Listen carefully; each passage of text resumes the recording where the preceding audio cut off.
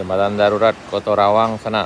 Ini tanggal 31 Juli 2025 sekitar jam 6:40. Hati-hati Pak.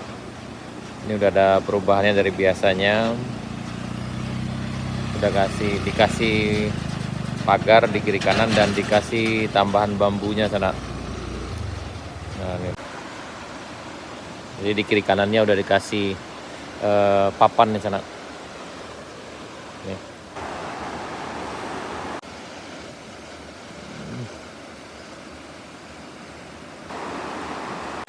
Tapi lebih baik dari sebelumnya sana.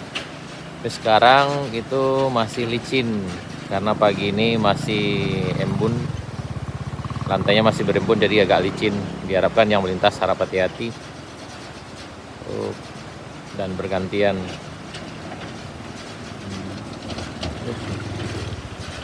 Oke.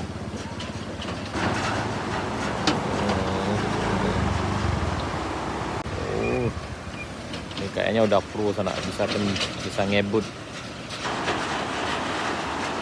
Ya beginilah keadaan jembatan darurat Negari Kotorawang, Kecamatan Padjurai, Kabupaten Selatan, Provinsi Sumatera Barat. Hari ini hari Kamis tanggal 31 Juli 2025 sekitar jam 6:40. Oke.